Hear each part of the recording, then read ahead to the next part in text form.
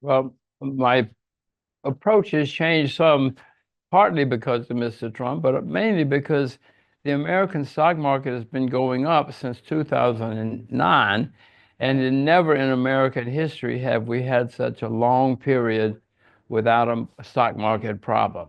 Never. This has never happened before. So I have sold most stock markets in the world. I still own some in China.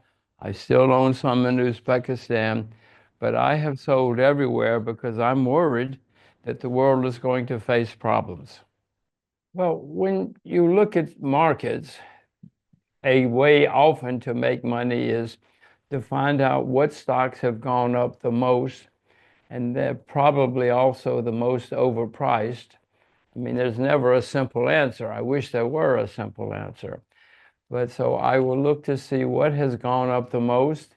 And normally I will sell short the ones that have gone up the most during this long bull market.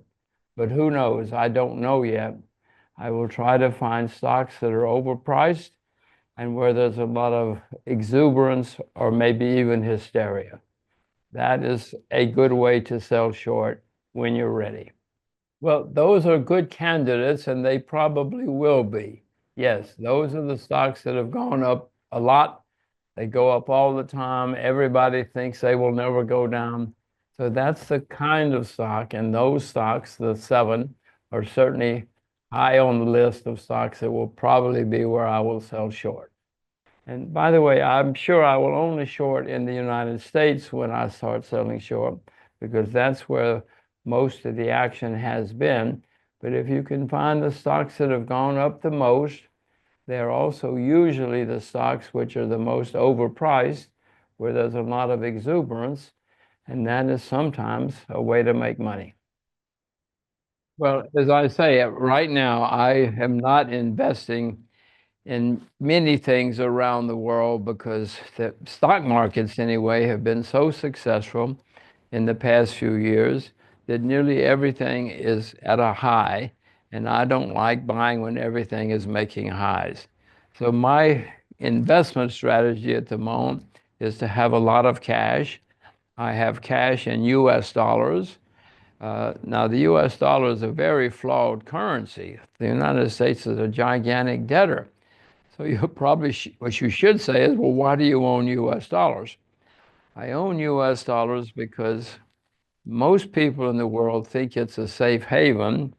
And when problems come, people will look for a safe haven and they think the US dollar is a safe haven.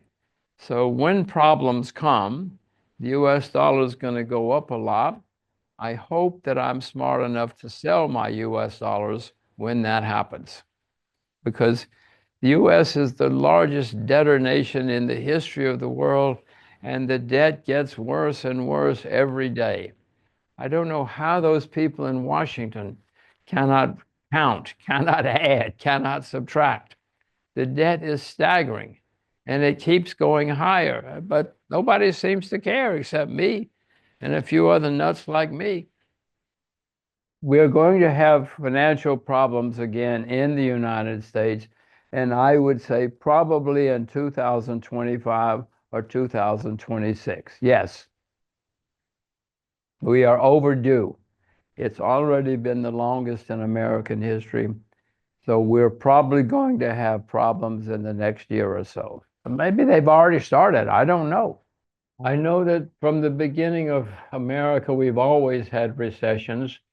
They happen every few years, whether we like it or not. But that's true of every country in the world. That's the way human beings are. So it doesn't matter whether it's Mr. Trump or who it is. We're going to have recessions in the US, and I'm afraid the next recession will be pretty bad because it's been a long time since we had one, and since the debt keeps going higher and higher and higher. I don't like saying any of this. I'm an American. I have children, American children.